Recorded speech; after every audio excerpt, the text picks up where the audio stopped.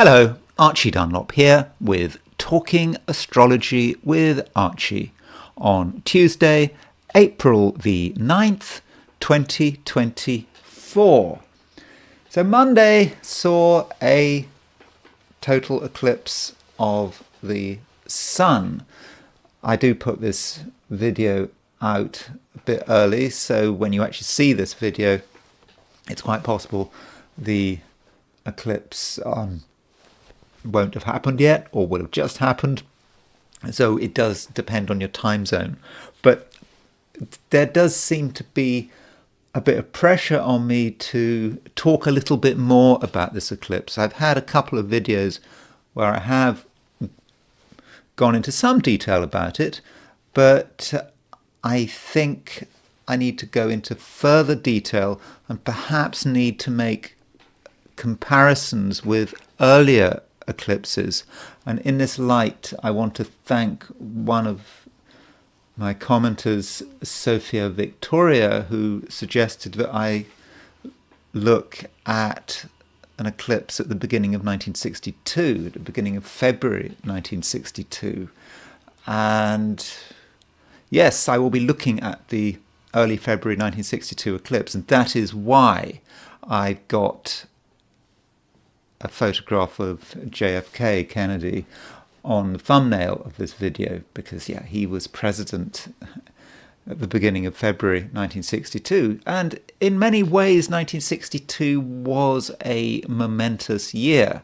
There were some big events going on, and perhaps by looking at 1962 we might get a better idea about what to expect with the total eclipse which we are now experiencing.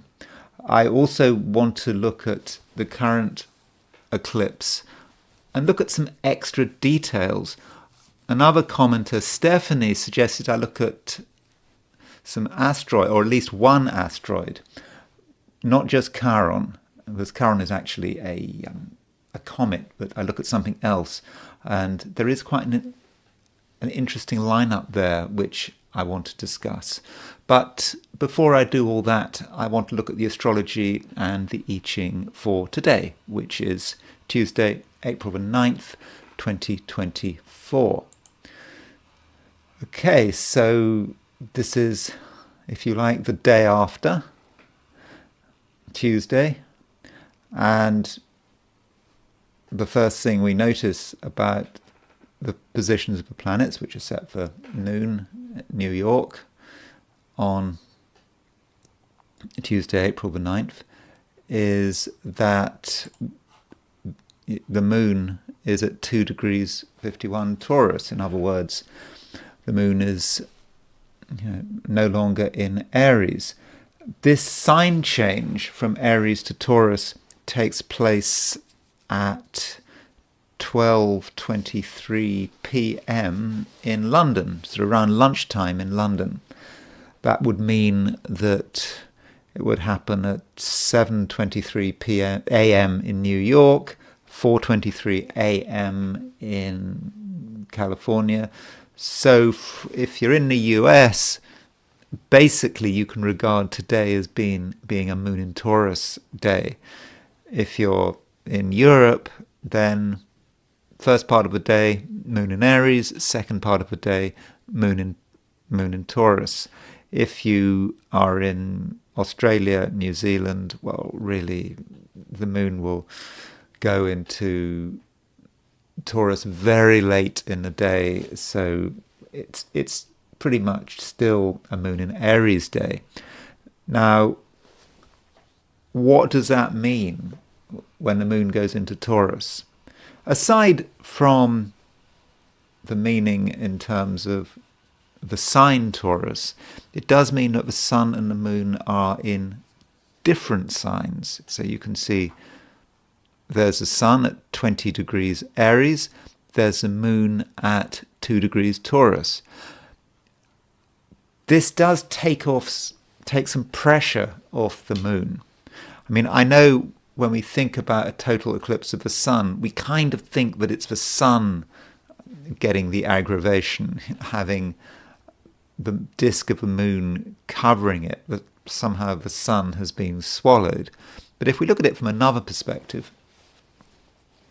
the new moon eclipse is about the moon getting burnt up by the sun, because if we look at the zodiacal positions of the two, when the moon is really close to the sun, it is combust. And in general, combustion is weakened when the two planets are in separate signs. And of course, traditionally combustion is around 8 degrees apart. Now, today, noon on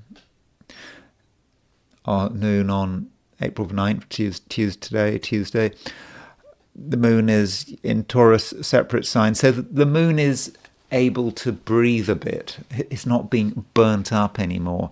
This is the part of the lunar cycle that can be constructive, that we don't have to be hiding anything quite so much. Some of the malefic power of the lunation is passing, and we can start to think about what we want to accomplish, what we want to achieve, because very soon the moon is going to be visible again. That first slither, obviously not quite yet, but in the night sky, the first slither of the moon will soon enough we'll be able to see it, and the constructive phase of the waxing moon has started with the moon being in a separate sign. And yes, it's in Taurus. Taurus is one of the best signs for the moon to be in. It's exalted in Taurus. William Lilly, writing in the 17th century, he said that when the moon is in its own sign, in other words, in Cancer, it gets +5 points, but when it's in its exaltation, it gets +4 points. So from that perspective, maybe the exaltation isn't quite so fortunate as being in its own sign, but moon in Taurus is a good place for the moon. Early Taurus is particularly good because 3 degrees Taurus is the point of maximum exaltation. 3 degrees Taurus is the degree of exaltation, and the concept of maximum exaltation is perhaps more of a concept from Vedic astrology. Of course, in Vedic astrology, everything is 24 degrees earlier, so the moon is still very much in Aries from a Vedic perspective. But still, the Vedic perspective would say that if the moon when the moon gets to 3 degrees Taurus, it's at maximum exaltation, and the closer it is to 3 degrees Taurus, the better it gets. And I think to an extent one can transfer that idea to Western astrology. So you could argue, yes, that at noon on April the 3rd, 2024, New York time, the moon is at maximum exaltation. Moon is in an earth sign. It's about stability, being able to turn things into something real. The new moon in Aries is all about potential. It's about that first movement. And with moon in Taurus, now things are developing. We have to start to think about how we're going to actually make something happen with this lunar eclipse, something in the real world. And overall, I think that moon in Taurus is pretty fortunate, and it's now in the same sign as Jupiter. The moon is starting to move towards a conjunction of Jupiter. Now, that conjunction between the moon and Jupiter doesn't happen until tomorrow, but I think we're starting to feel some of the first effects of it. It's feeling positive. We're feeling that things are going in the right direction. Now, as far as aspects are concerned, I look a great deal at lunar aspects, and there's only one major lunar aspect today, and that is Moon square Pluto. There you go, there's Pluto, 1 degree Aquarius. Moon is at 2 degrees Taurus. So as the moon moves into Taurus, it makes a square with Pluto. I think that this aspect could make us quite stubborn, Moon in Taurus is actually pretty stubborn. Taurus is a fixed sign. Moon likes to do things its way when it's in Taurus, and when it's square Pluto, all the more so. And there may be a sense of power struggle with Moon square Pluto, and we may not want to give much away with Moon in Taurus square Pluto. We might want to really hold on to things. We might also be thinking about the past. Moon square Pluto may say something about our relationship with our mother, even if our mother is long dead. It's still perhaps important, the memory of it. Not just the mother, maybe our roots, and perhaps our memories are stronger than usual, and our emotions about those memories could be stronger than usual with the moon in Taurus square Pluto. Another aspect to consider would be a decile between Sun and Saturn. So the decile is when the Sun and Saturn are 36 degrees apart. So a decile is a tenth of the circle, and it is the struggle to create a particular style. So Sun, decile, Saturn, I think many of us are struggling to be disciplined, to get the ship in good order. We don't want to be messed around, and we want to give the impression that we are in control. And that is good, but of course, if we're not in control, and we're trying desperately to give the impression that we are in control, then we might be in denial. So some of us might want to sweep things under the carpet, and it might be better if we are not fully in control of some important area of our life, that we actually do something about it, rather than make a real effort to show the world that we are in control. And it's not just us. So that relates to other people as well. So if we come across people who are trying very hard to give the impression that they're very organized, don't necessarily take what they say at face value. And really, Moon square Pluto, Sun, decile, Saturn, those are the main aspects today. So after all of that drama on Monday of the total eclipse of the Sun, today there may be a certain sense of anticlimax. As far as midpoints, Jupiter is on some interesting midpoints. Jupiter is aspecting the Mercury-Saturn midpoint. So there is Mercury, there is Saturn. I think the Mercury-Saturn midpoint is at around 4 degrees Aries. So Jupiter's making a semi-square to the Jupiter-Saturn midpoint. And Jupiter is also making a wide semi-square to the Mercury-Mars midpoint. Now, talking about the Jupiter on the Mercury-Saturn midpoint, it's always difficult to deal with midpoints where you've got Saturn and Jupiter in the same midpoint combination. Jupiter is about the principle of enjoying something. Mercury-Saturn is about saying goodbye. It's about farewells. And I think that some of us may get a certain satisfaction with Jupiter on the Mercury-Saturn midpoint of actually saying goodbye to someone or something. So there may be something in our life which has recently been holding us back, or we might feel it's been holding us back. It may have prevented us from really making the most of all the opportunities around us, taking up too much of our time and energy, and now we can say goodbye to it. That is one way of looking at it. Another way of looking at it is Mercury-Saturn is about concentrated thought. or concentrated study, reading something and really enjoying it. So is there some book that you've been meaning to read that you just haven't got round to it? Perhaps it's a book that is rather intimidating, but maybe now is the time to start reading it. You might get real satisfaction out of it, and finally it might start making sense. If not a book, I don't know, do people still read? I don't know, it could be a film, something a little bit challenging.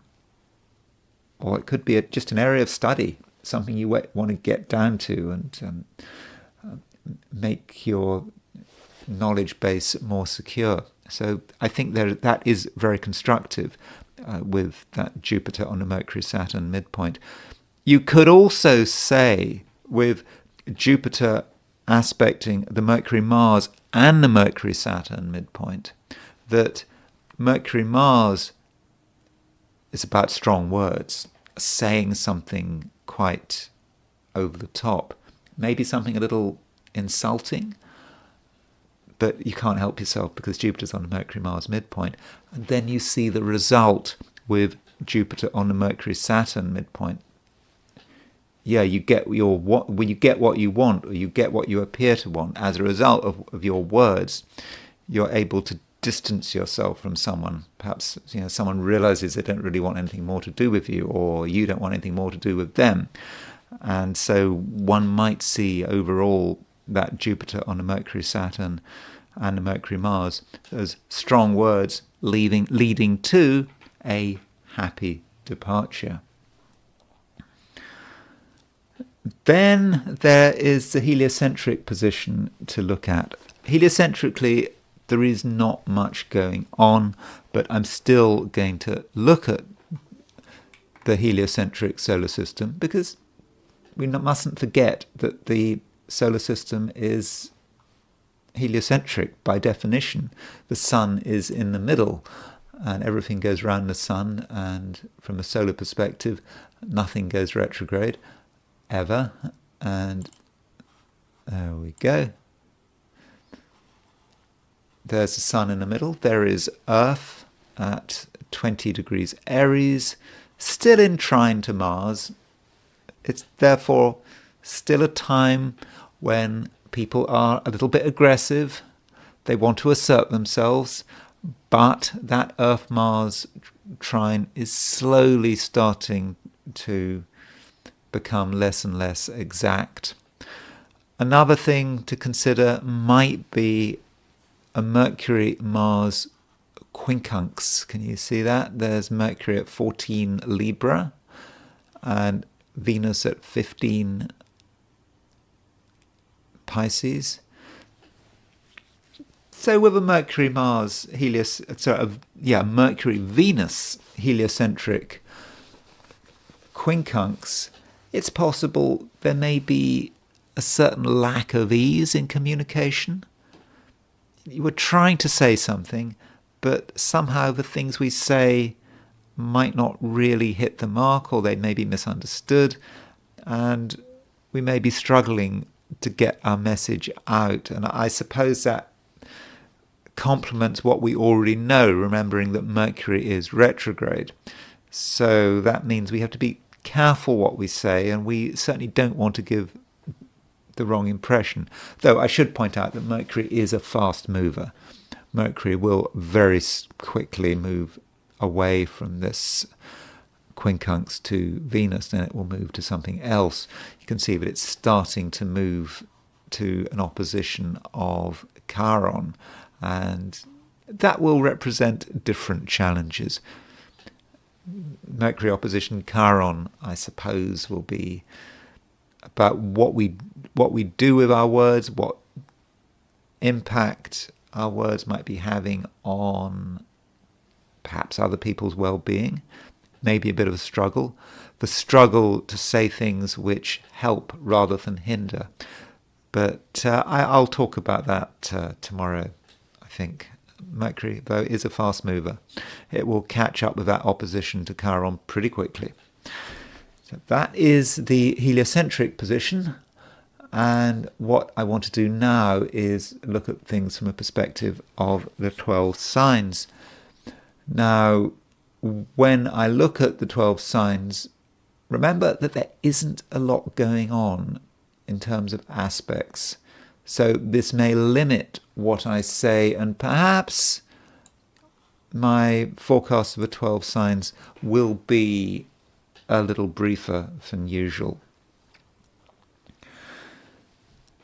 Okay, these are my forecasts for the 12 signs for today, which is Tuesday, April the 9th, 2024. Aries. Mars which is of course your ruler, is getting close to Saturn. It's less than 1 degree away. And this aspect does become exact tomorrow. So you're starting to feel it. I feel I need to talk about it today as well as tomorrow. So I'm going to repeat myself. I can't help that. If Mars is moving to Saturn, this may indicate that at some level, Aries, you're feeling a little bit frustrated. There are things you'd like to do. Remember, you're an impulsive Aries. Sun is in Aries, Mercury is in Aries, Venus is in Aries. You want things to happen, but with Mars making the conjunction to Saturn, it might be hard work. And you must be patient. And it's important that you don't force the pace, at least in an unnatural way. Yes, in theory, you can perhaps make things happen more quickly, but what would you be risking? And perhaps you want to take some shortcuts, but that's not a good idea. The Mars conjunct Saturn is asking you to be patient and to accept that there are certain short-term obstacles, but that have to be dealt with. And I suppose I do have to say with Mars conjunct Saturn, it really is not a time to be taking risks. Okay, it's never a time to be taking risks, but with Mars conjunct Saturn, particularly, it's not a time to be doing anything crazy. Be careful when you're driving, and don't allow yourself to be distracted, and don't allow your own inner hidden anger to reveal itself in unusual ways. Because if it does, that would be unfortunate, and you might create a situation that you weren't planning on. So if you do find yourself getting angry about something, whether it's something in your immediate environment or something going on in the world, I think it's important that you recognize that anger, and you don't allow that anger to work behind the scenes. I really had to get that out of the way, talking about Mars conjunct Saturn, because it could be a bit difficult. In extreme situations, it could even be dangerous. But that shouldn't take away from the fact that at the moment there's a lot of stuff going on in Aries. Monday you had the total eclipse. This was a big moment for Aries. It was a time when you could really see what you were supposed to be doing, and perhaps you had a clear vision of the future. But just remember that with eclipses, it's all about a beginning. With new moon eclipses, it's about the start of something, and you don't have to sort it out immediately. There's no pressure, especially when the sun and the moon are both in Aries. That's a time in the darkness where the preparations are made. And today, the moon is moving into Taurus. The moon is moving out of your sign. Now, normally, I would say, well, moon moving out of Aries, from your perspective as an Aries, I would say that might perhaps diminish your power a little because you're not quite in tune with the rest of the world. The moon is not in Aries anymore. But in this situation, I would have said probably moon going into Taurus may actually be quite a good thing for you. It takes away some of the intensity of the eclipse, and it also starts to make you think about how you're actually going to be able to make practical use of everything the eclipse has shown you. Moon moving into Taurus. Taurus, from an Aries perspective, is a sign often connected with money and what you have. And with moon in Taurus, you can maybe start getting the very first results of your actions. So the eclipse is the spark, a creative spark, and with moon moving into Taurus, you're now starting to think, okay, what are you going to do with the creative spark? How are you going to actually make it happen in the real world? And I think that the moon in Taurus may show you how. And there's no need to advertise what you're going to do, especially because the moon in Taurus is square Pluto. That's quite an intense aspect, and in many respects it's a good idea still to keep things secret and to just act in your own quiet way. Though I don't think you should completely give up on your social life. I get the impression that at the moment you're going to be very good at forming networks and integrating with your community and being slightly assertive in a social sense. I don't mean ridiculously assertive, but taking action that can bring people together, that can bring you and someone else together, and perhaps also bringing two other people together. And it's because you're able to articulate a vision. And I think when you start to explain this vision, people will find it attractive. In fact, I'm wondering if you even have to explain the vision. The vision is you, and you seem to be a person who can be trusted. And yes, I think you can bring people together. So if you have an opportunity to bring people together, I really would suggest that you go for it. Taurus. The moon is moving into your sign. It depends on your time zone. But certainly if you're in the Americas, then this morning moon is in Taurus, so you can really say that all day moon is in the sign. If you're in Europe, last half of the day. I'm afraid if you're in Australia, New Zealand, you're not going to get that moon in Taurus energy. But talking about those of you in the Americas and in Europe, certainly, and Africa, moon in Taurus moving into your sign is certainly a good thing.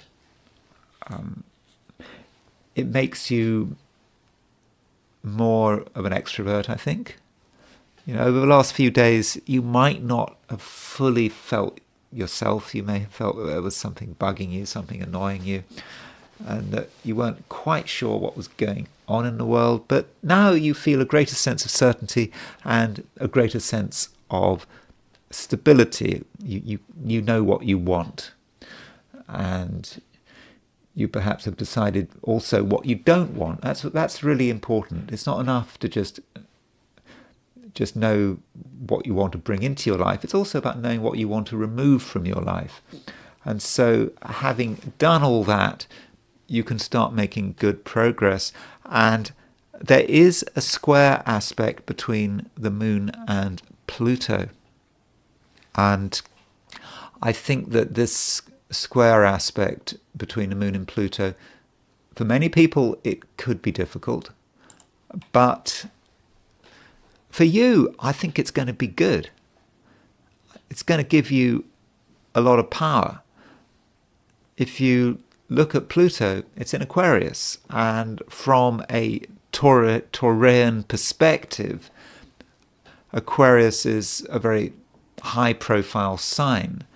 And since Pluto has been moving into Aquarius, when did Pluto move into Aquarius? That was in January. Pluto's movement into Aquarius has given you a clear sense of what you want. And I think you're very clear what you want. And with Moon in Taurus square Pluto in Aquarius, you are not going to compromise.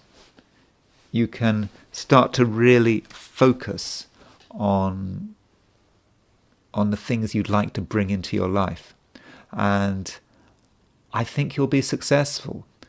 If you can remove the distractions, then yeah, you're going to get results. Now, you do have to consider what impact you have on other people. Some people might not go for it. They might regard you as being too intense, too focused. But really, Taurus, you do have things to do. And it would be a shame to waste the transforming energy of the moon square Pluto. But when people get to understand you, they'll understand that you are actually quite an exciting person. You do have something to offer. And the question is, are you going to be given a chance? If people give you a chance and they allow you to express your vision of the world, I think they will be favourably impressed. And at the moment, what you really need and what you're trying to tell people is that you have a vision of freedom. Freedom really very important at the moment for Taurians. You know what's been holding you back in the past, and you now have an opportunity in some way to break free from it. And if you're given a chance, you can express this vision of freedom. And actually, some Taurians today may have a great sense of relief that something has finally gone, that you've broken free from it. And that could make for quite an interesting day, and perhaps even a day that is a bit of a watershed. The past is the past. The eclipse has happened, and you're now ready to embrace the future. Gemini. The moon is starting to move into Taurus, Gemini. And that may mean that you feel that you need to withdraw a little. And that's okay. Remember that Gemini is retrograde, and its retrograde speed is increasing. And so with Mercury retrograde and Moon moving into Taurus, you may feel that you don't need to be in the center of things. That doesn't mean to say you don't have any power.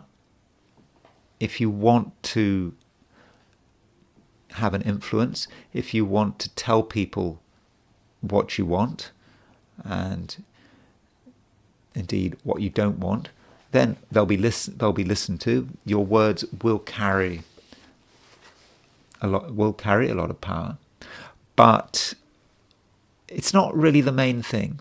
it's not something you really want to engage in. I think that you would just prefer to just be yourself. And in order to really be yourself, you can't at the moment be with other people. You can't be throwing yourself into a busy social life. I know in some ways you'd like to. Mercury is in Aries. You feel action is important, especially on a social level. But remember, Mercury is going retrograde in Aries.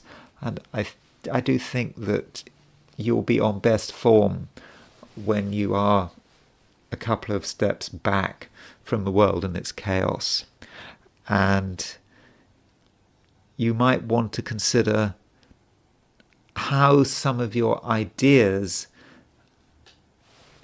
are reflected in the world in which you live.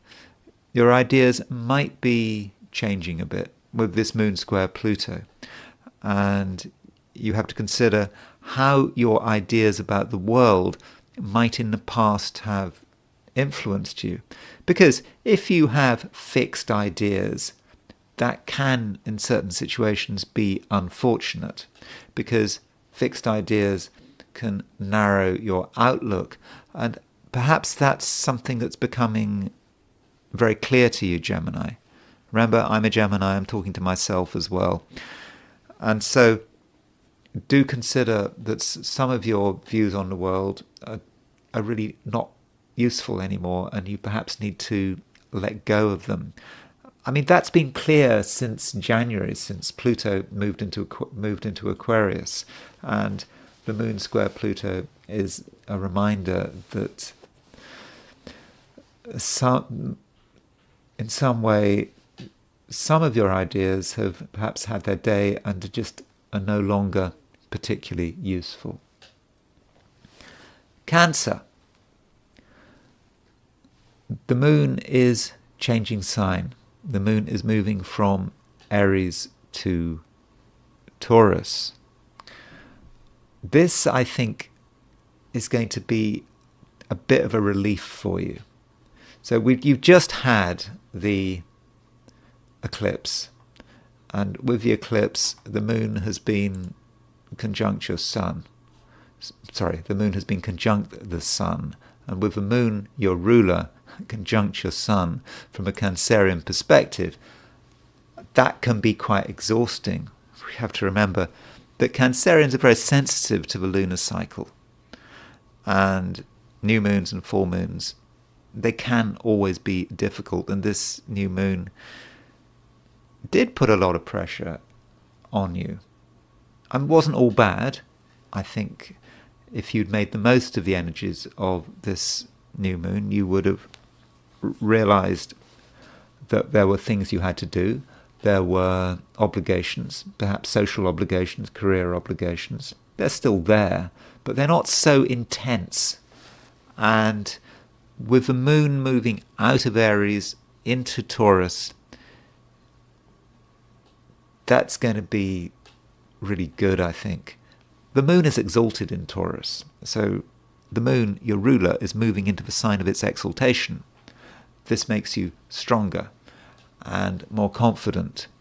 And you have a clearer idea of your own being and your own structure and what matters to you. And you can take action to stabilize things and to stabilize other people. With moon in Taurus, there's something really reassuring about it. And you're feeling that things are just getting more comfortable, and you're aware of who you feel comfortable with and who you feel just, makes you nervous. And that might have an impact on how you handle your social life, for example, who you want to meet and who you don't want to meet. And there may be some choices there that have to be made more intense by the fact that the moon is square Pluto. So this square between moon and Pluto is quite emotional from a Cancerian perspective. You realise that certain people and situations elicit strong feelings. Strong feelings in terms of either being very negative or very positive. And it's okay to listen to these feelings. If there's a person or a situation that just makes you feel bad, then just listen to those feelings and accept those feelings and say to yourself, well, that's not what you need. On the other hand, you might have an intuition that one or two people can do you a lot of good, and perhaps the moon square Pluto is going to help you understand that and also to articulate it. Another thing to point out about the moon moving into Taurus is that the moon is now starting to make a conjunction to Jupiter. That conjunction is not exact, but it will happen tomorrow. You're starting to feel it. There's a feeling of growing optimism as the day progresses. You're feeling that things are starting to move, and something that was holding you back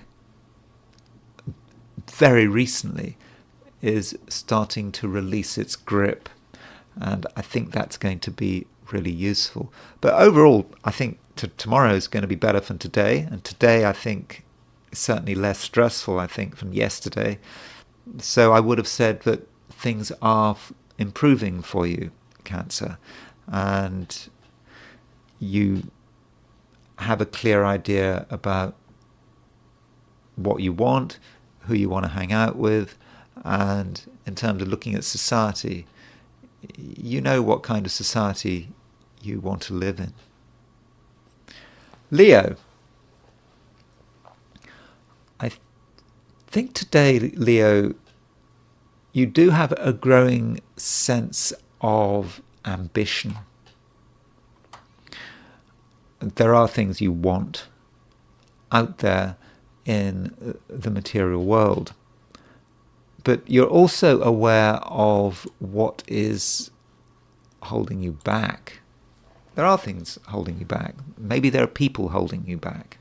People who are being somewhat stubborn, and you do find it annoying, and you have to consider what is the best way of dealing with the situation.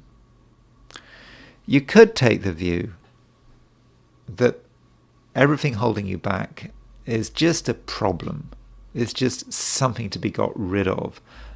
It's just annoying. That's one view.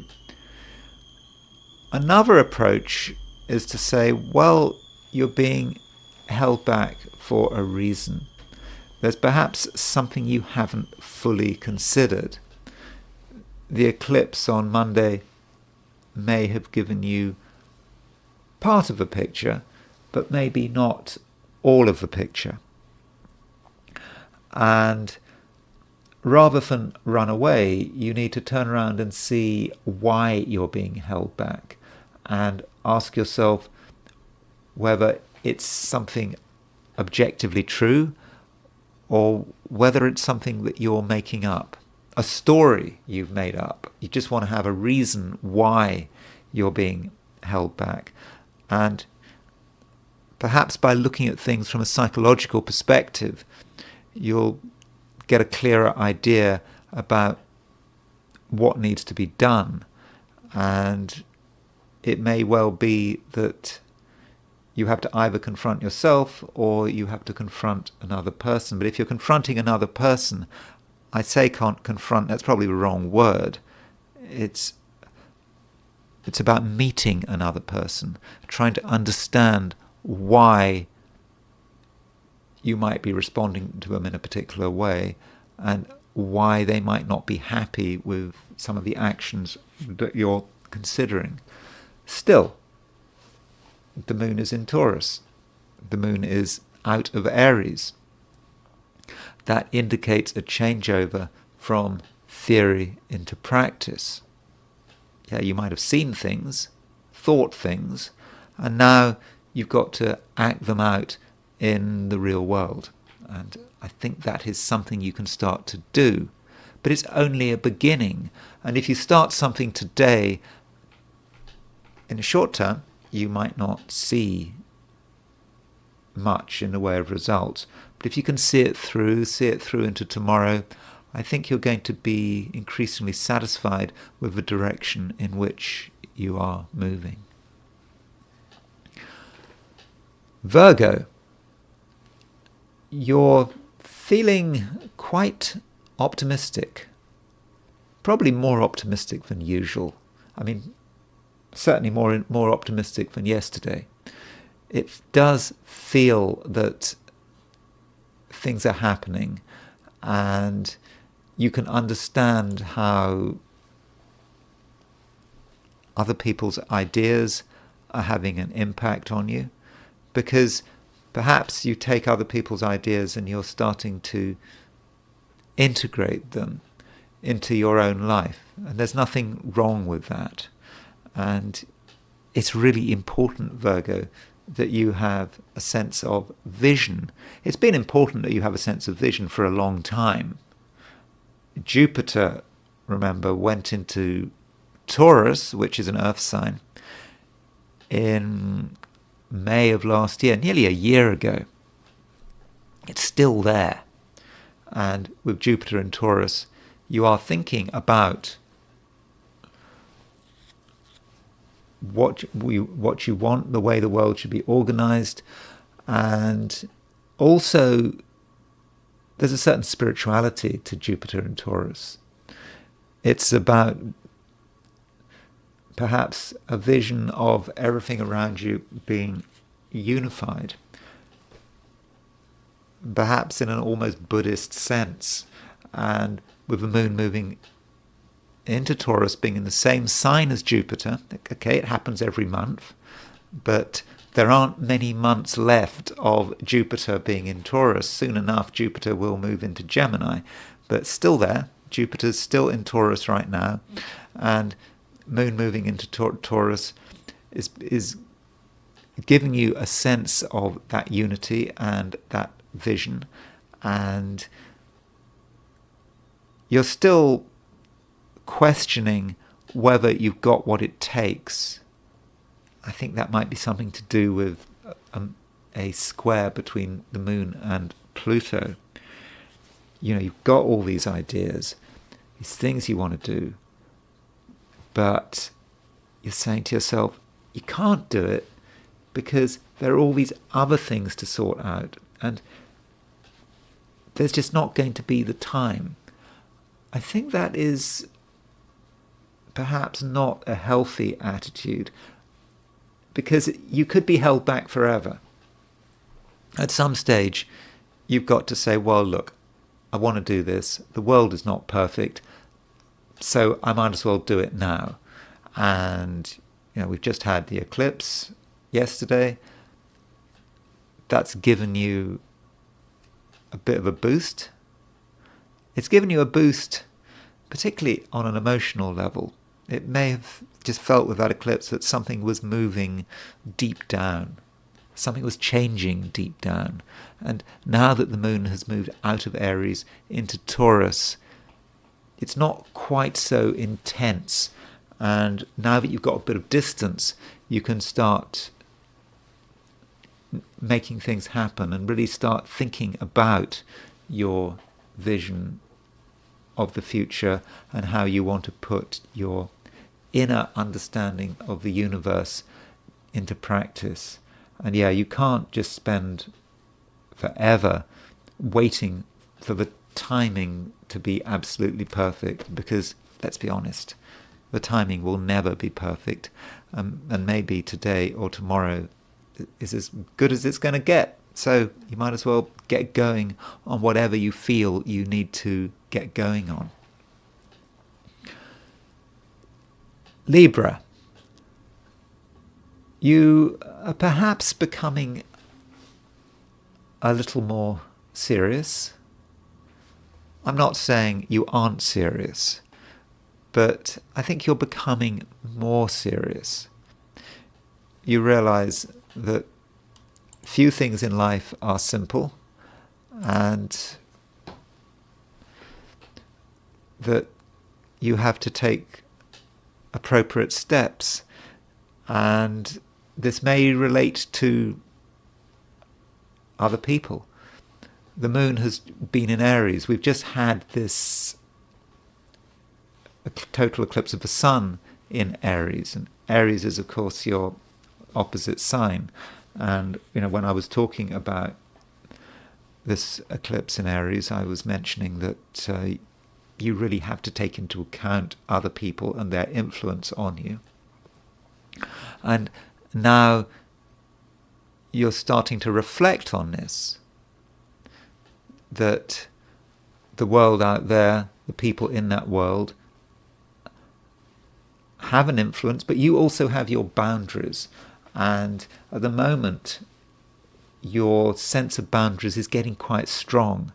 Yeah, you're in a position where you are certainly influenced by what's going on around you, but at the same time, your sense of boundaries are strong. And I think for many Librans, they're going to want to do things to strengthen their boundaries and maybe release themselves from certain people and situations that are being less than constructive. And there might then be a moment where you have to take sudden action today, doing something which gives you freedom. How do you find freedom? Just like that. Well,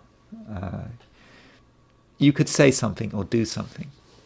Perhaps there's something you want to say or something you do that you've been thinking about for some time, but for one reason or another it just hasn't happened. But today you might suddenly feel, yes, this is the time to make your move, to explain how you want things to be. And once you've done it, there may be a great sense of relief. You've done it, you've got it out of the way. And by doing that, the chains have been removed. And you can do things that you want to do. Okay, it may take a little bit of courage, but once it's done, it's done. And I think part of it is being motivated by the sense of the shortness of time. Time is flying. And if you allow time to just keep flying, you might miss out on some very important opportunities and chances, and you might, most importantly, be neglecting some of your key creative abilities. And if you spend, for example, too much time worrying about other people and their problems, then you've got no time for yourself. And that goes back to what I was saying with releasing yourself, removing some of the chains holding you back. Yes, you can do it. And if you think that it was the right thing to do, or whether you're worrying about that, don't worry, things just get better. They'll certainly be better tomorrow than they are today. The moon is in Taurus, and it's now making a conjunction to Jupiter. That conjunction to Jupiter is not exact until tomorrow, but that conjunction between the moon and Jupiter could give you a great sense of inner satisfaction and power.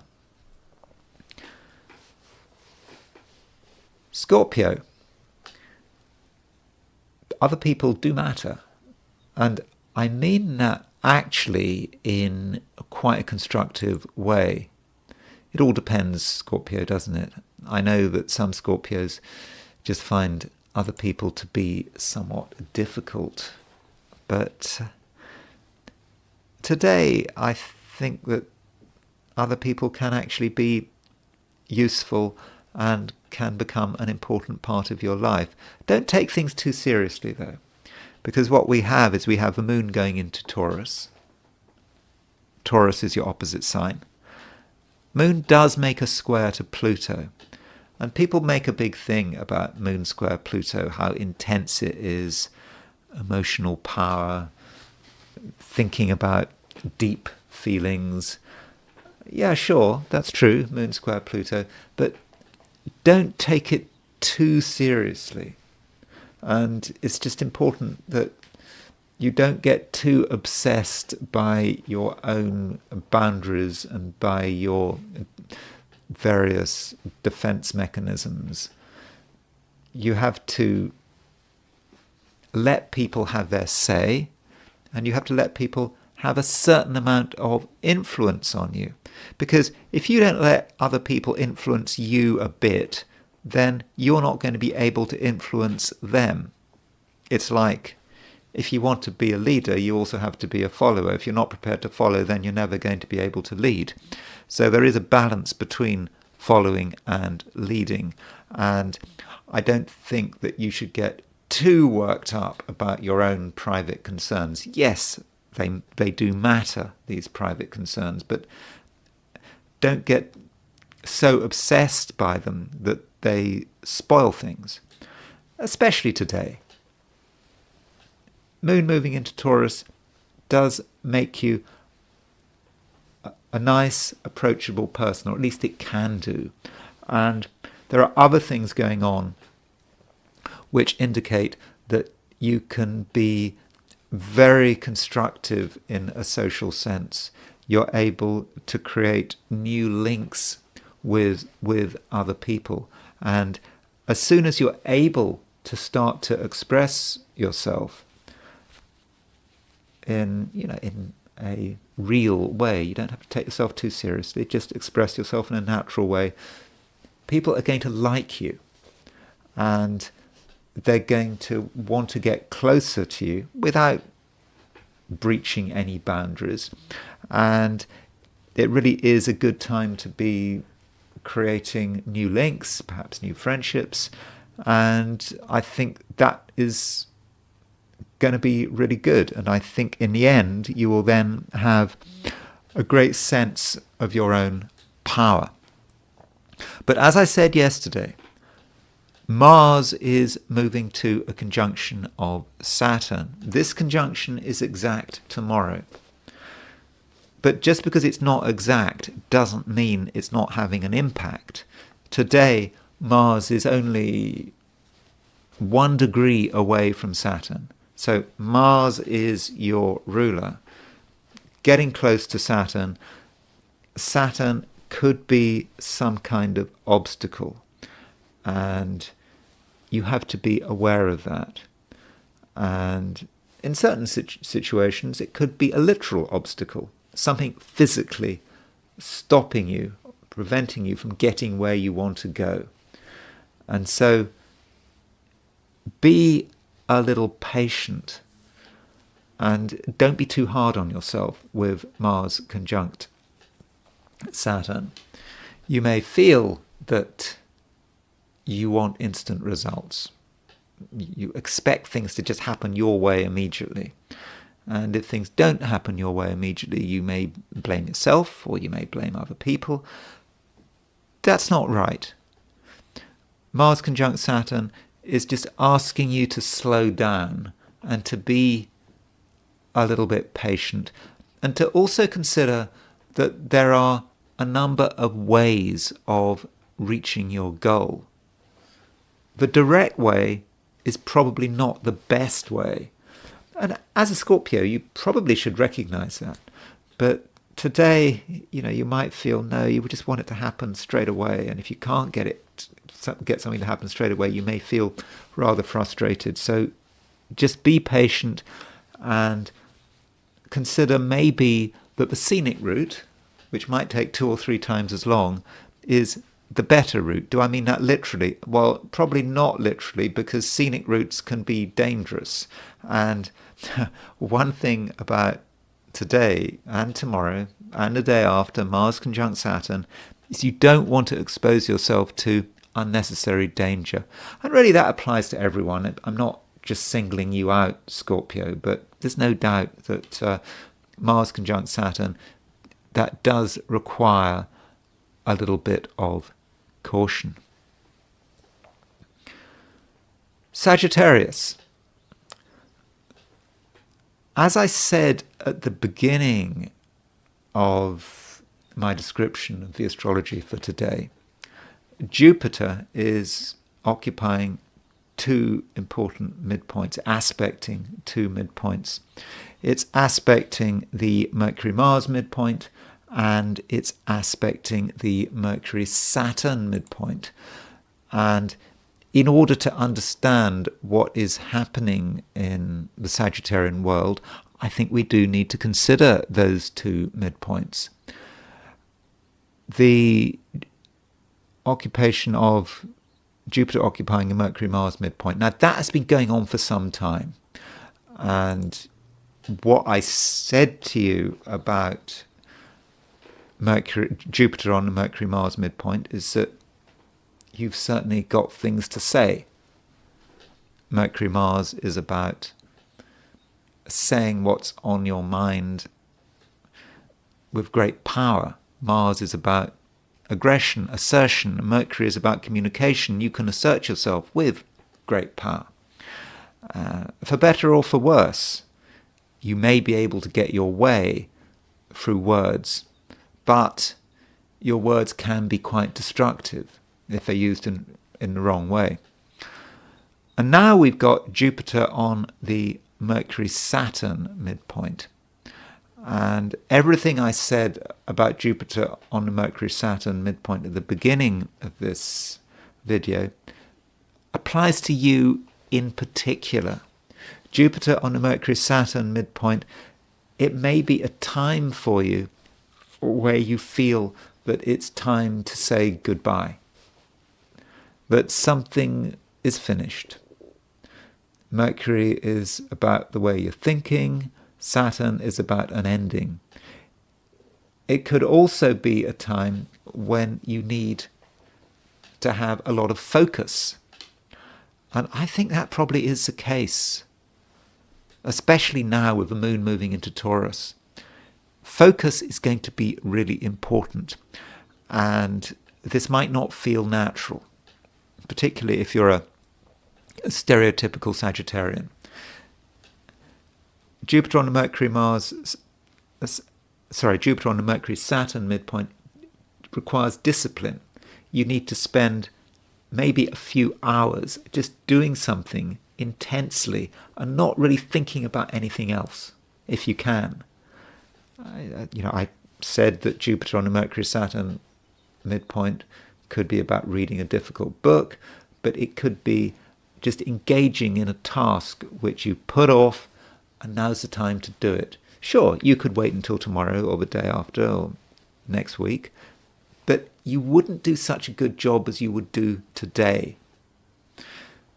So perhaps, Sagittarius, you need to take a deep breath and apply yourself to that task. At first, it might not seem much fun. I don't think it will seem much fun, but you've got to give it time. And going back to the fact that the moon is moving into Taurus, you might be thinking, Taurus, what relevance has Taurus got to Sagittarius? Taurus and Sagittarius are completely different signs. But the moon is actually moving towards a conjunction with Jupiter. Now, that conjunction isn't exact until tomorrow, but it's getting there. And with moon conjunct Jupiter, you'll perhaps start to see the benefits of whatever you apply yourself to. So for a number of reasons, I'm saying to you, Sagittarius, that self-discipline is really important. May not be what you want to do, but I think it is something that you should be doing, especially in the wake of the recent eclipse. The eclipse has shown you something, I think, shown you what you can do, and it's all very well having that realization, but now you have to actually go and do something about it. And I think that is something that you really need to address. One other thing relates to your health, and perhaps you're starting to get an understanding about what is healthy and what is not healthy. And the eclipse might have helped with that understanding. And now you've got that understanding. You know what you should be doing. You know what you should not be doing. And when are you going to start? And perhaps this Jupiter on the Mercury-Saturn midpoint is about engaging with your own health and considering what you should be doing to make yourself more healthy. I'm not talking about anything dramatic. This is not medical advice, by the way. I'm just talking about lifestyle changes. But there are a few lifestyle changes you can make, like right now, which I think will be beneficial. Capricorn, you have a certain sense of maybe relief with the moon moving into Taurus. After all, Taurus is an earth sign, Capricorn is an earth sign.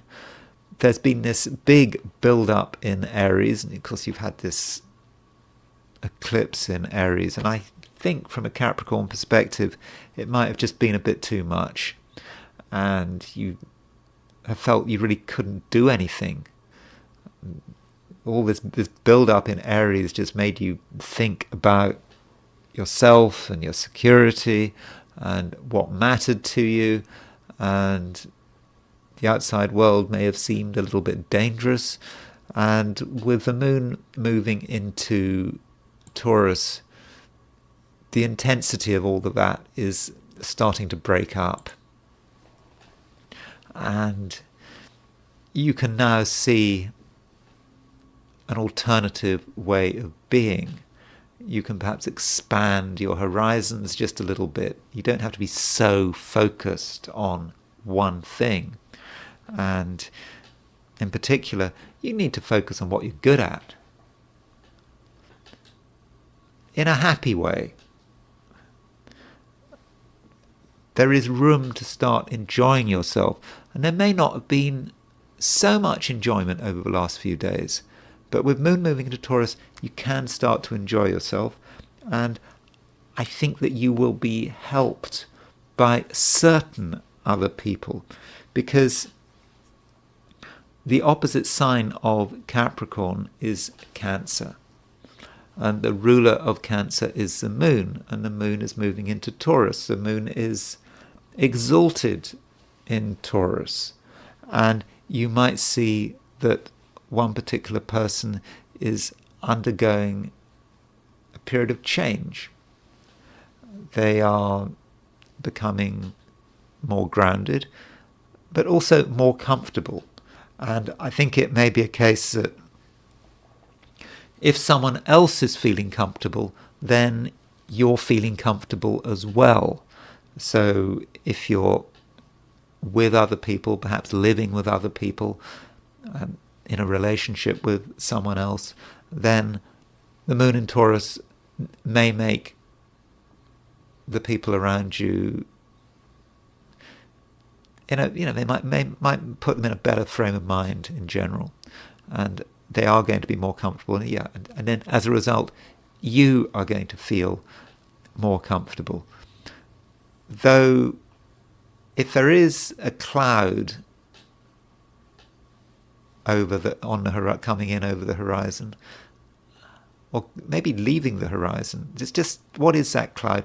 A little bit of cloud relating to money, because the moon makes a square with Pluto, and there could be a moment today where someone is obsessed about money in a way that isn't particularly useful or helpful. Now, ideally, this obsession, this concern about money is going to be very brief. But there's just some possibility it might persist. And if you do have this persistent concern about money, or someone else has a persistent concern about money, then it has to be addressed. No, it might not be helpful. It's not helpful to be obsessed about something. You can address something, you can address yourself to a situation in a timely way without being obsessed. So if there's a money issue, the key thing is to just find out what's going on as quickly as possible, and then to sort the problem out. A final point I should make is about style, because the Sun is decile Saturn. The Sun represents the life force. Saturn really represents you.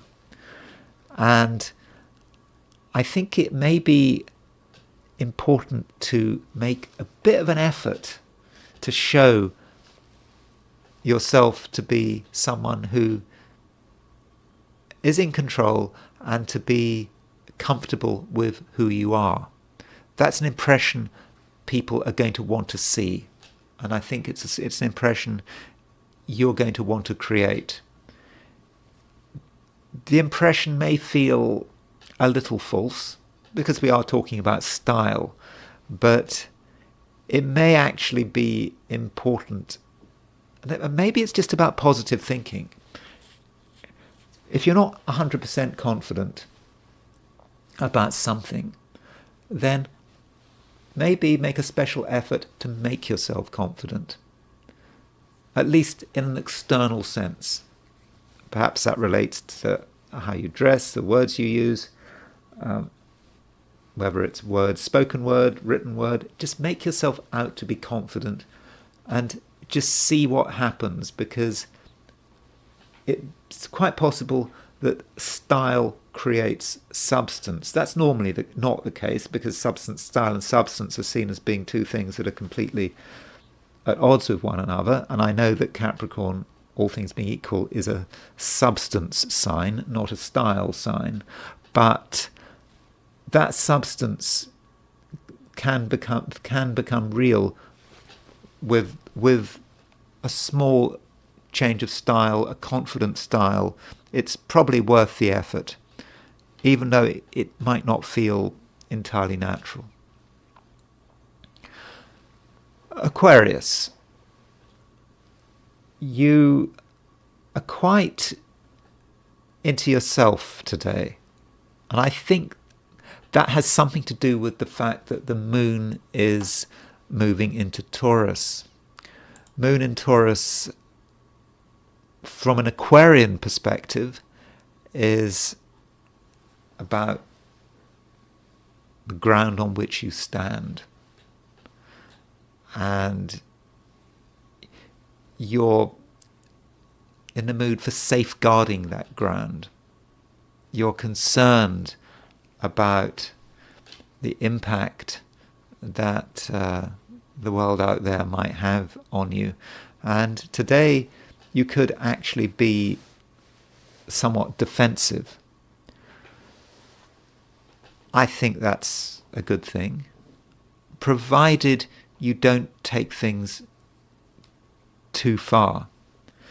Defensiveness is about making sure that you've got everything properly established, that no one is encroaching on your space, and that's good. But you don't want to be using all your resources to defend yourself against something which is non-existent. That is a small possibility, so bear that in mind. And I think that any feelings of defensiveness will be intensified by the fact that there is a conjunction between Mars and Saturn. I talked about this conjunction yesterday. I'm going to talk about it again today, because that conjunction between Mars and Saturn today is even closer than it was yesterday. And Mars is less than a degree away from Saturn. Saturn is your ruler. Saturn rules Aquarius. It's not Uranus, by the way. Saturn rules Aquarius. Saturn is you. Mars is moving towards you. And so Mars might be an aggravating and irritating force. Perhaps it's a force that you have to confront. And I'm not necessarily talking about anything particularly dramatic. Mars-Saturn conjunctions do happen fairly regularly. I mean, every few years you get a Mars conjunct Saturn. So it's not an entirely big deal. But there may be something you do actually have to defend yourself against. And that defense, may be quite trivial. It may be getting a nuisance phone call. After all, the Mars-Saturn conjunction takes place in Pisces, and Pisces in the Aquarian zodiac represents money and financial resources. So it may be, with this Mars conjunct Saturn in Pisces, there may be someone out there who is trying to get you to let go of some of your money. And that can be done in many ways. It can be about clever salespeople. It can be about people calling you on the phone. It can be about people making pleas. It needn't be a violent situation. I'm sure it won't be a violent situation. But just be aware of that. If you're feeling defensive, perhaps the area you have to be most defensive about is your finances. And your finances can be attacked in many different ways. But I'm not trying to make you paranoid, because those attacks are things you have to deal with every day. Going onto the internet and going to Amazon is an attack. Going to the Amazon website might be an attack on your finances, because you're tempted to buy things. Might not feel like it. You might feel that you've got a choice, but really it is an attack. And that's something that you do have to safeguard against. Mars conjunct Saturn, okay, it could be about physical danger, could be about having an accident in extreme situations. I'm almost certainly the case that it won't be an accident, but just be extra careful today with this Mars moving towards a conjunction of Saturn, and be even more careful tomorrow, because tomorrow is, of course, when the conjunction between Mars and Saturn is exact. Pisces, you're feeling quite good, I think. After all, the moon is moving into Taurus, and the moon, when it moves into Taurus, is in the same sign as Jupiter. And Jupiter is, of course, your ruling planet. You feel that things are better. You're recovering from the eclipse, I suppose, if the eclipse had any impact on you. I mean, for many people, this eclipse was quite exhausting. And from your perspective, you've had all these planets in Aries, in the sign following Pisces. Often the sign following Pisces, which is Aries, can have a lot to do with money. It's your resources. Pisces is who you are. Aries is your resources. So you had a lot of stuff in Aries. There's still a lot of stuff in Aries. But now the moon is moving out of Aries into Taurus, into the same sign as Jupiter, your ruler.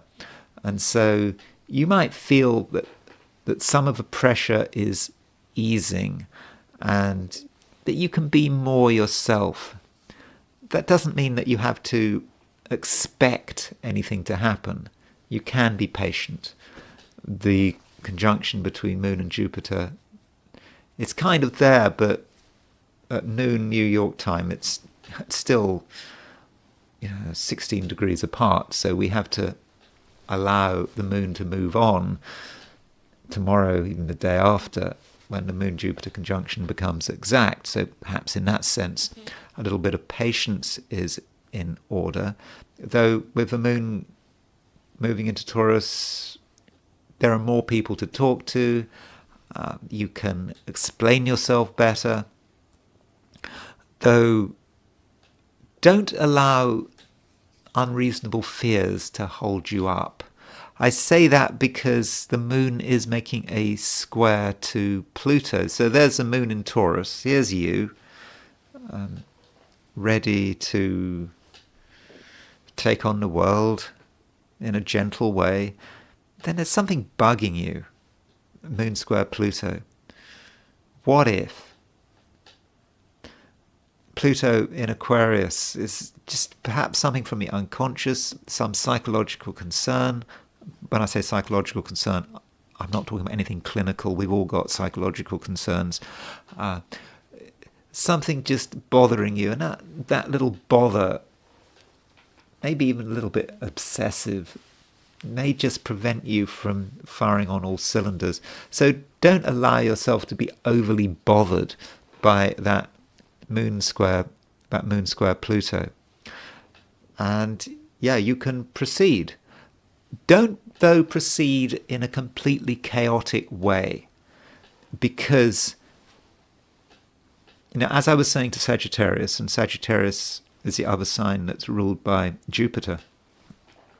As I was saying to Sagittarius, Jupiter is on the Mercury-Saturn midpoint at the moment, and I do think that is quite positive, but you've got to use it constructively. And Mercury-Saturn as a pair, we could see that Mercury-Saturn as a pair being about disciplined communication. So Mercury is a communication planet. Saturn is about discipline.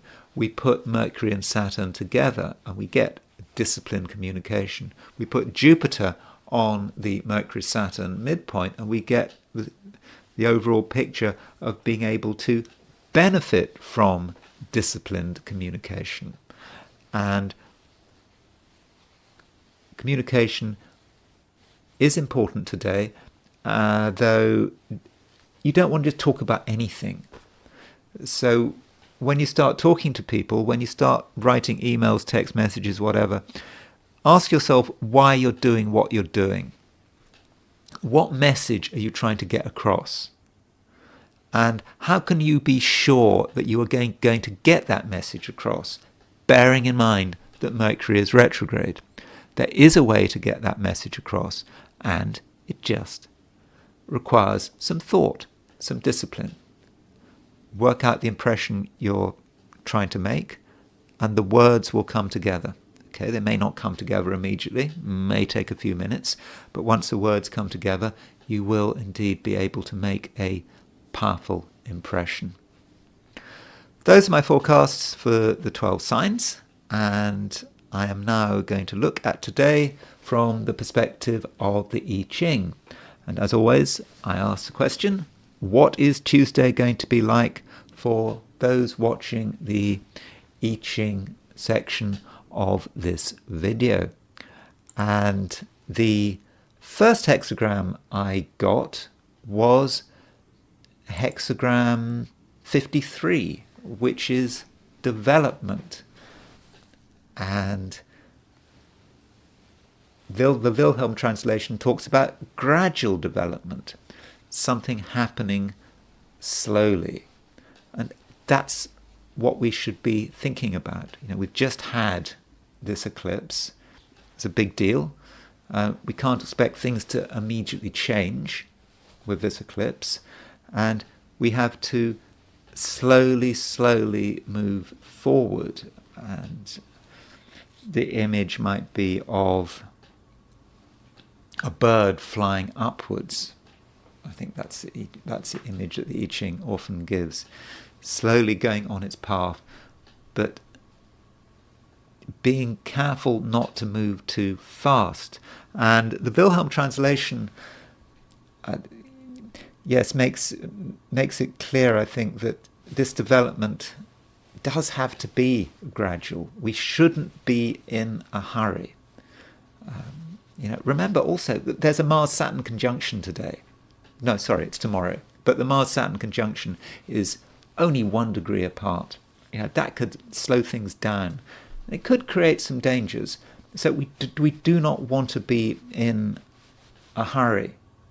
But with this hexagram, the third line from the bottom moves. Third line from the bottom. Now, in the I Ching, the third line is often unfortunate. And the warning here is that we take things too far. We go too quickly and we end up stranded. So it should be gradual development. We're trying to sort something out. But if we go too quickly, we run before we can walk, then we could end up in a place that is really difficult to get out of. We might be stuck. So do take it slowly. The I Ching is not saying it's going to happen. It's not like fated for us to take things too far. We're just being warned about not taking things too far. Being patient, and then we can move to the top line. And the top line really is about the final stage of development. The Wilhelm translation and the Greg Wynkoop translation have slightly different wordings on this. With the Wilhelm translation, it sees the top line as being about the end of life. The goose, the bird flying up, up, up. Its job is done, its work is done, it's a kind of glorious but rather sad line. We've done our job, it's done, and the goose has left some of its feathers behind, and these feathers can be used by the people down there for ritual dances or something like that. Wynkoop is a little more positive about it. I think it is positive, by the way, even the Wilhelm translation, that something is over, we're leaving people behind. But Wynkoop he talks about we've gone so far that we have become people to be admired because we've gone so far up there. He's almost suggesting that we're becoming, part of the heavens, and as people almost are respecting us through the feathers that we leave behind. So we can make a really powerful and good impression with this hexagram. In the end, we've got to get over that issue of going too far. Got to take it slowly, or really slowly. We mustn't get ourselves stranded. Once we get past that obstacle, and I think that may be thinking about the Mars-Saturn conjunction, once we've, at least that's my interpretation. I know some might question whether I should mix the I Ching and astrology, but once you get past that conjunction, there can, I think, be quite fast movement, and then we can actually move far away, soar above everything, and then we can start considering the next hexagram, because you've got 2 lines moving, so that all moves to hexagram number 8, which is holding together. This is actually a very sociable hexagram. So the last line of a previous hexagram, hexagram 53, might have perhaps indicated that we're leaving people behind. Maybe we're leaving one group of people behind. Maybe we're leaving one situation behind, and we're moving to 8. But this is full of people holding together. It's about getting close together to people, and it's about forming alliances with people. So this is certainly not, in the end, about solitude. It's about looking at who we can form alliances with. Doesn't mean to say we have to form alliances with us being in control. It may be a situation where it's the other party being in control, or maybe not being in control, but perhaps in some way being superior. That doesn't matter, but we have to remember that I Ching is quite a hierarchical way of looking at the world. and the I Ching can be, about, Wingkup says that, the I Ching is designed for sort of warlords, local lords, trying to work out their place in things and what their relationship is to the king or the emperor. And so we have to certainly find our place in the scheme of things, but an alliance could be very useful, maybe essential. So if we really want to get good results, we need to form an alliance. We have to hold together with people, because on our own, there are limits to what we can achieve. That's the I Ching, and I now want to turn back to the astrology, and specifically I want to turn back to the eclipse, which was yesterday on Monday the 8th. So let's go back to the eclipse. And I was asked to look at this eclipse in more detail, and I think that is a good thing. I think now it's happened. The eclipse, let's just find the eclipse. Here it is. This is eclipse, April the 8th, 2024. Now, it was pointed out by Sophia Victoria, if I understood her correctly, that we have a very concentrated picture here. Not just Sophia Victoria, I think someone else pointed this out. We're getting a big concentration here. You can see that so that's a part of fortune. That's a part of fortune. But look at the arc of these planets. We've got Pluto moving, from Pluto to Uranus. Everything is contained within these four signs. Now, if you look at it from a perspective of the traditional planets, and we don't have to worry about Pluto, then Pisces, Aries, Taurus, really that's where all the action is happening in these three signs: Pisces, Aries, Taurus. So it is concentrated. And so the question is, what does it mean for it to be so concentrated? There is incredible focus here. People may find it difficult to look at things from another perspective. That could be how this eclipse is beginning to work. Aries in particular, this is it's a very primal sign. It's about me, isn't it? North Node in Aries. Everyone perhaps feels that they have their own private mission. Of course, if everyone's got their own private mission, it's very difficult to have collective action, isn't it? That's one possibility with this concentration. And we can see this concentration in a heliocentric sense as well. So I just want to look at the eclipse from a heliocentric perspective. This isn't so much about the eclipse, but it's just a reminder that we can look at the overall balance in the solar system. And so if we go to the heliocentric chart, there it is. That's the solar system.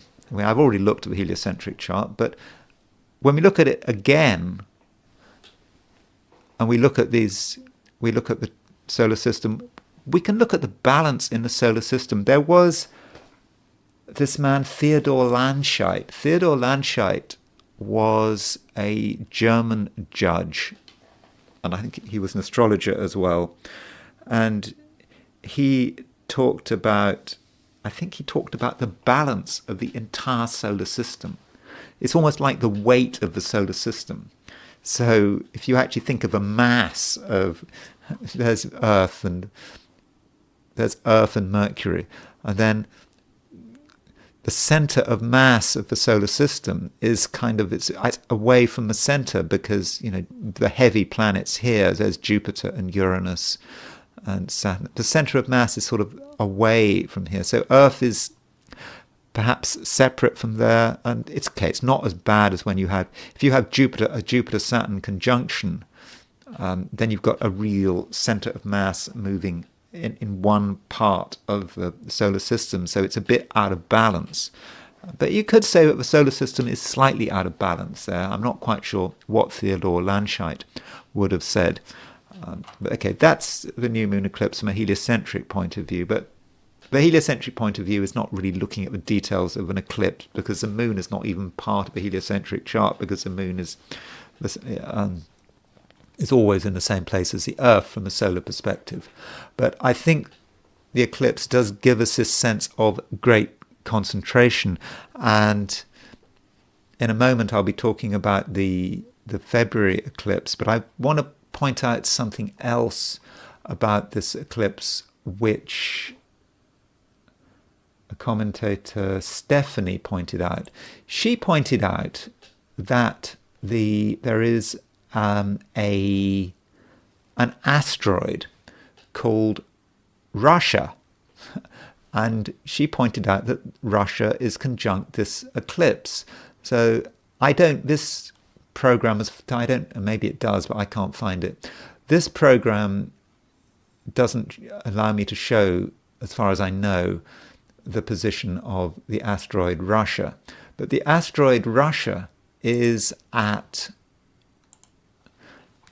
19 degrees 12 Aries at the time of this eclipse. I checked it from two different sources.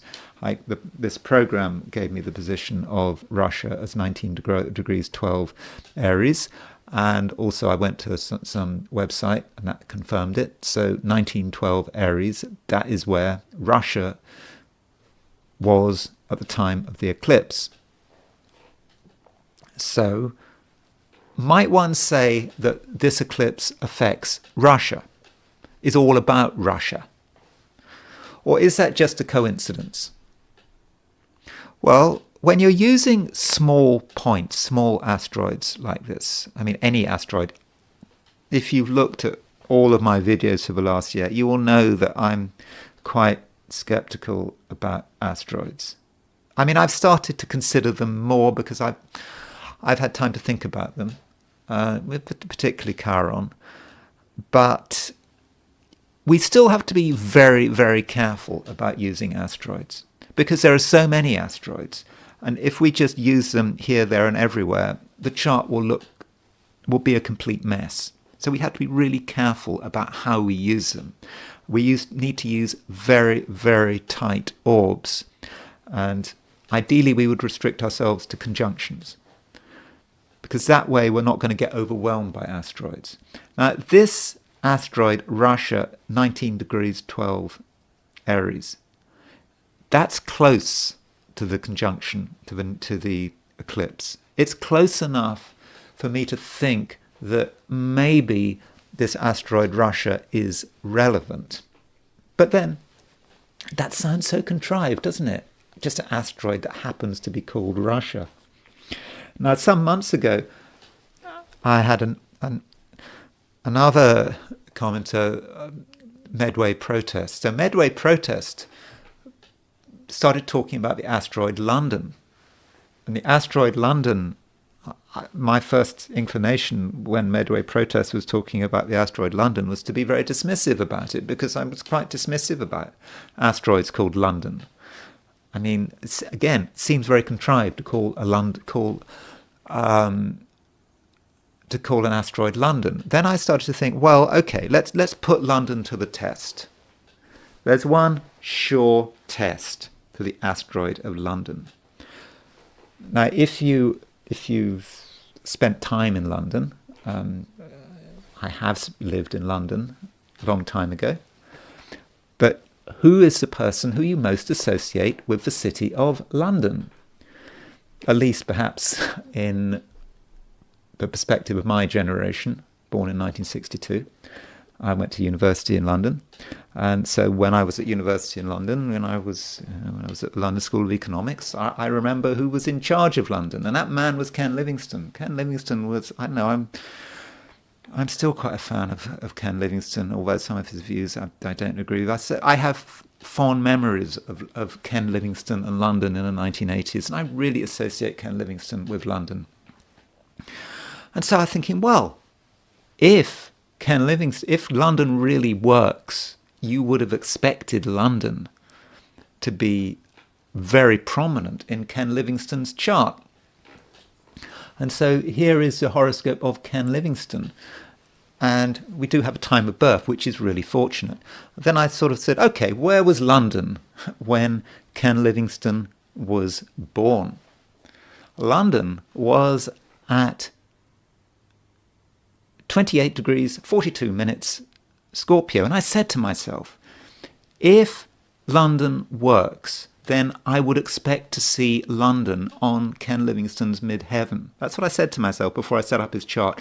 And sure enough, London at 28 degrees 42 Scorpio, assuming we've got the right time for Ken Livingstone, was exactly on his midheaven, which to my mind is pretty amazing. That would suggest that London was working. Now, okay, it is possible, but whoever named this asteroid London had access to Ken Livingstone's chart, saw that Ken Livingstone had his midheaven at 2808 Scorpio, then decided that they were going to call this asteroid London because it was on Ken Livingstone's midheaven. So yes, I suppose that's possible, but I think that is pretty unlikely. So Ken Livingstone's chart really does indicate that a small asteroid like London with an apparently contrived name can really seem to work in a man in my view, who is more associated with London than anyone else alive. That's my view, my subjective view. So let's go back to this new moon eclipse, which has the asteroid Russia on it. How you interpret that kind of depends on your point of view, doesn't it? Now, if you are the kind of person that thinks that Russia is losing its war with Ukraine, is about to lose its war with Ukraine, is falling apart, the stresses are going to finally appear, then you would say, oh, well, sure, eclipse is on Russia, therefore that's the end of Russia. Surely it's a sign that the war is going to turn against Russia. That's not my view, though. My feeling, looking at everything, bearing in mind what I said about the Jupiter-Saturn conjunction at the end of 2020, beginning of Aquarius, Par is moving from the west to the east. And with this new moon conjunct Russia, I think that this is the beginning, perhaps the beginning of the end of a war. I think that this is probably quite a good sign for Russia in terms of finishing the war. And, I said in 2020, when I looked at this eclipse, the Jupiter-Saturn conjunction, I was writing before the war, I said, well, this is going to be Russia's decade. That was my immediate response. Probably longer than a decade, it could be, given that it was a great mutation conjunction. But I would see this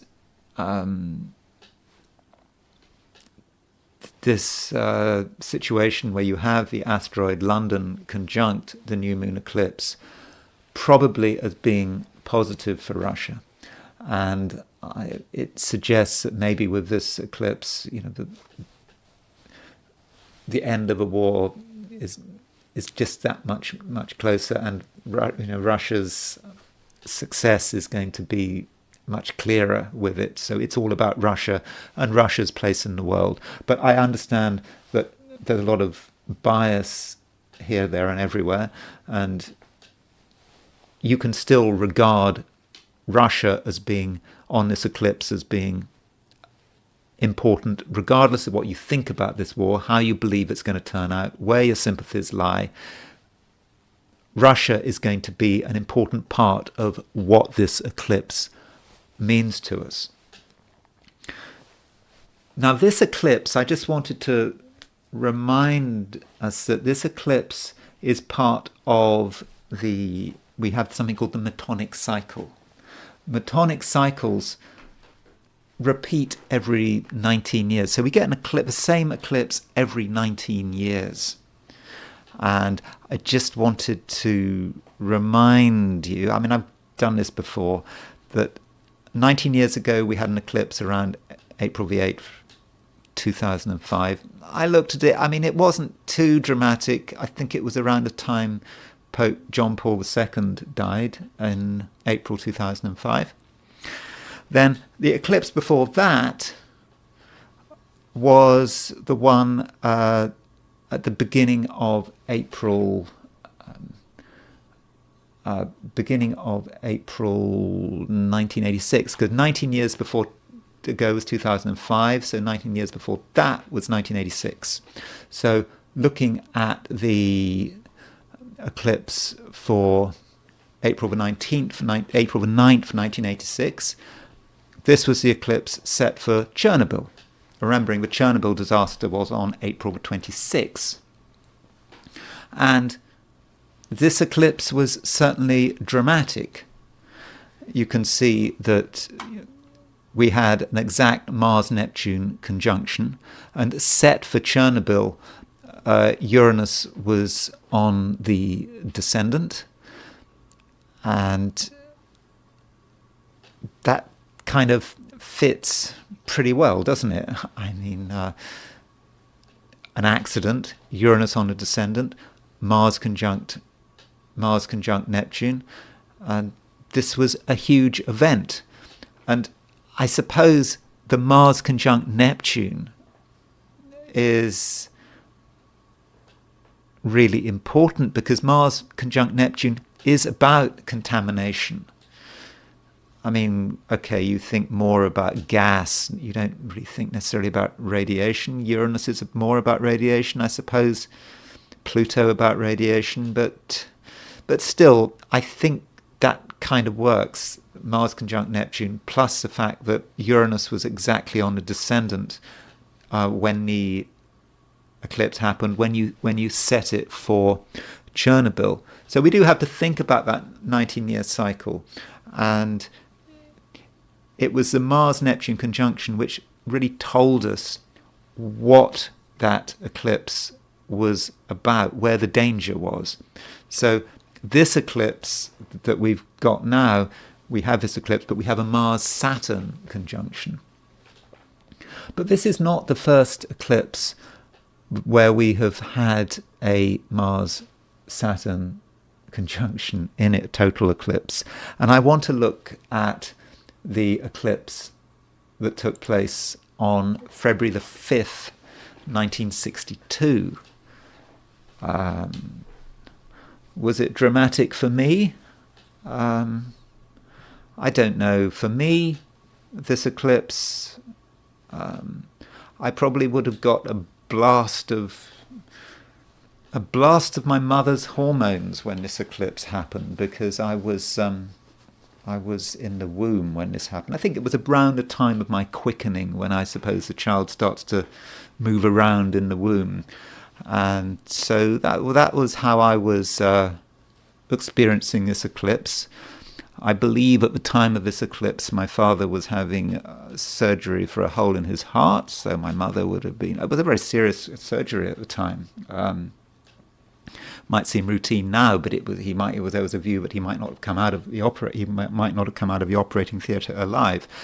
So perhaps my mother was very stressed out at the time of this eclipse, and that perhaps had an impact on me. So that's always a possibility. So yeah, this eclipse has relevance for me. But this eclipse is exceptional, really exceptional, because all of the traditional planets were in Aquarius. We've got Mars-Saturn conjunction in Aquarius in 1962. There's our new moon in Aquarius. We had Mercury in Aquarius. We had Venus in Aquarius. We had the South Node in Aquarius. We had Jupiter in Aquarius. Absolutely extraordinary chart. And you could say that it had the kind of concentration that we have now.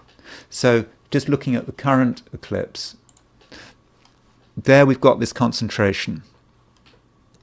Okay, it's not all concentrated in one sign, but we do have a concentration, rather like the eclipse in at the beginning of 1962. Plus, we've got the Mars-Saturn conjunction, like that eclipse in 1962. Now, was 1962 an important year? What happened in 1962? Okay, I was born in 1962, but that really wasn't a big deal. I haven't really fulfilled my potential.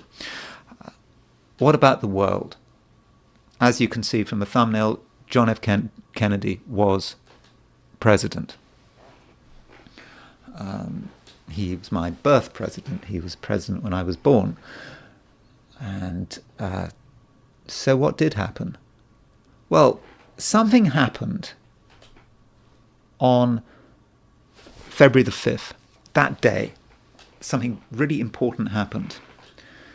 In France, General de Gaulle announced that France was going to give Algeria independence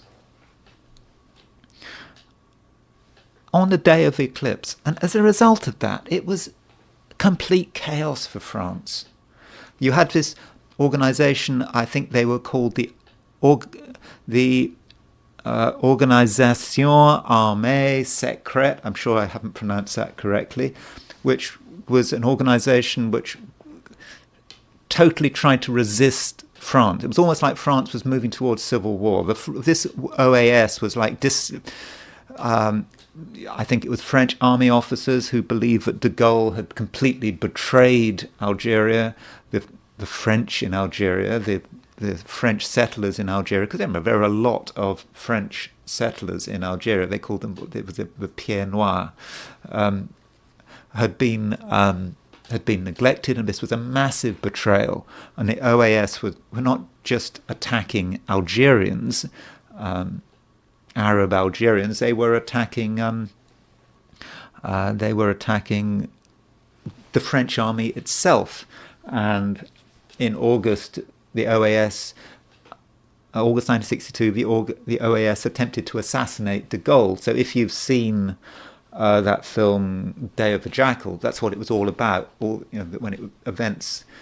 about the events in 1962. So from a French perspective, this was completely huge. And very immediately after the eclipse, when de Gaulle announced that he was going to give,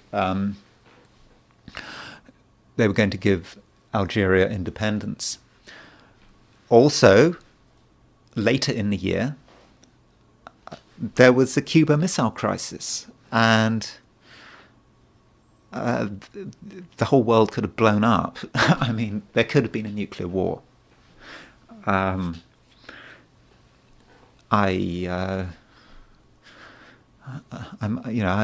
was my birth year. I might not have survived. The year if the Cuban Missile Crisis had have gone the other way, and it could have gone the other way. It was really touch and go. People forget that.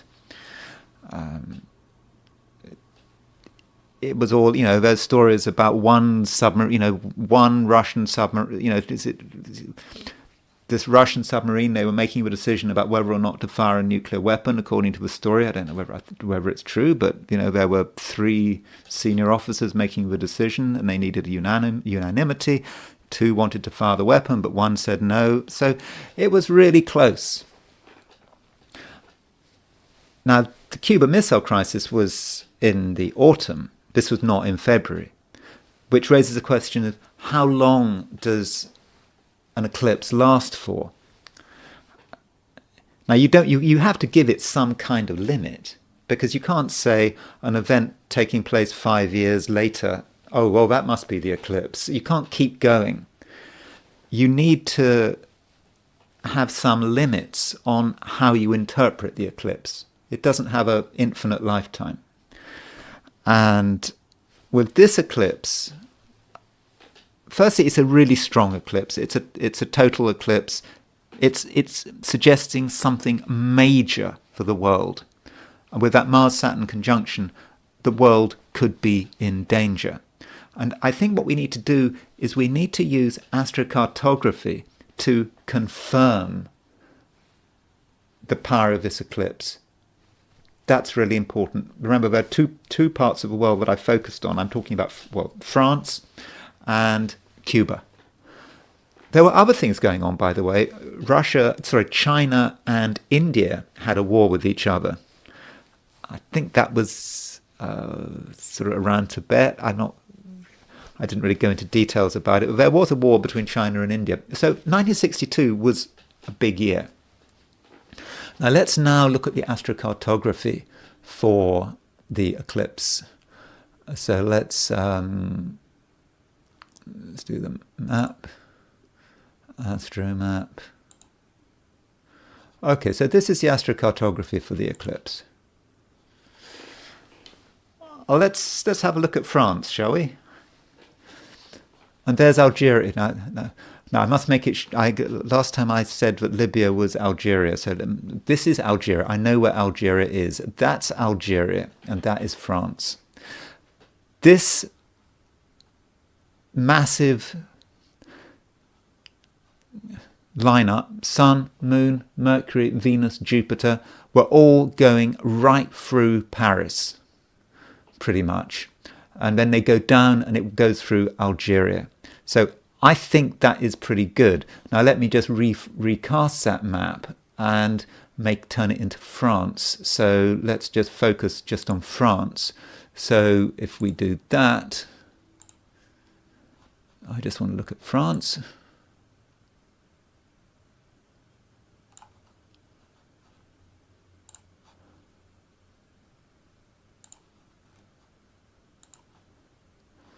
See, there's France, there's Paris.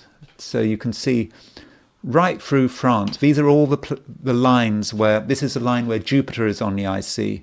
That's a line where Venus is on the IC, where Mercury is on the IC, where the Sun and the Moon were on the IC. So clearly this eclipse hit France in a big way. And France came to the brink of some kind of civil war. There were attempts to assassinate de Gaulle, and it was a period of incredible instability, plus the fact that France was letting go of Algeria. And for France's self-esteem, that was a major loss. Just realizing that they couldn't hang on to Algeria any longer. If you haven't seen it, I would suggest you see it. There's that film Battle for Algiers, really good film. If you want to get an idea about about the war in Algeria. So that checks out.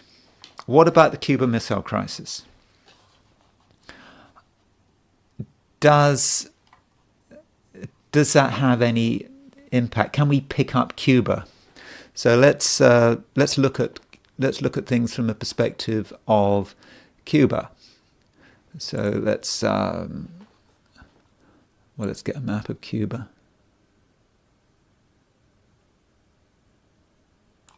There's Cuba.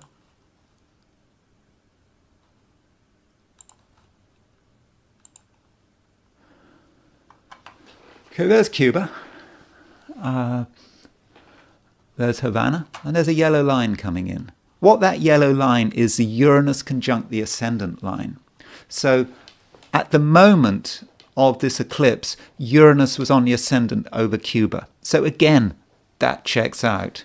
And we can look at the Havana chart. This is the new moon eclipse set for Havana.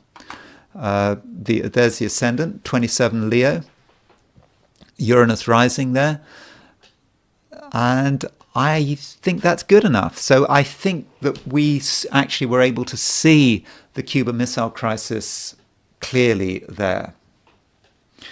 Now there's one final question. So Cuban Missile Crisis was the autumn, 6, 7, 8 months after the eclipse. What about the other big event that happened, the event that happened the following year, the assassination of Kennedy? Is it too much to think that eclipse in any way presaged the assassination of Kennedy, or are we just looking too far ahead? Firstly, I want to consider the eclipse, 1962 eclipse, relocated to Dallas. So if we relocate the eclipse to Dallas, again, February the 5th, 1962, but set for Dallas, we see that Neptune is on the IC. Okay. Uncertainty. The assassin, perhaps. We've got the ascendant is at 18.9 Leo, and that means that the new moon was actually quite close to the descendant, and Mercury was close to the descendant, and Jupiter and South Node were close to the descendant. So we do see something going on in Dallas, perhaps, but is it enough? Let's now look at the assassination chart itself for when Kennedy was assassinated. And that's the assassination chart with 17 Capricorn, 17 Aquarius rising. So we've got Kennedy's chart. I got it the right way around. Yeah, that's right. We've got the eclipse chart in the middle, and we've got the assassination chart outside. So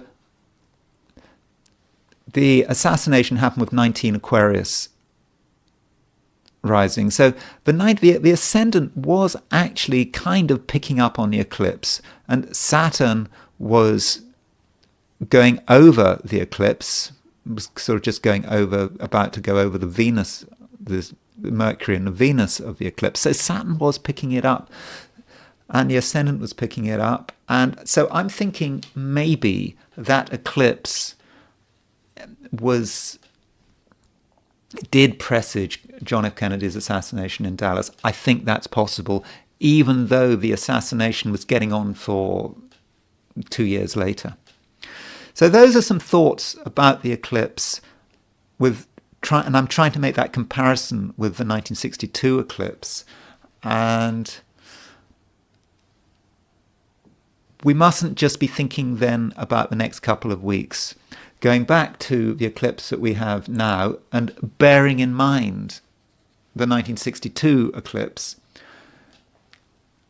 I don't think this eclipse is as strong as the 1962 eclipse. You know, the 1962 eclipse had 7 traditional planets in Aquarius. This is not on that level.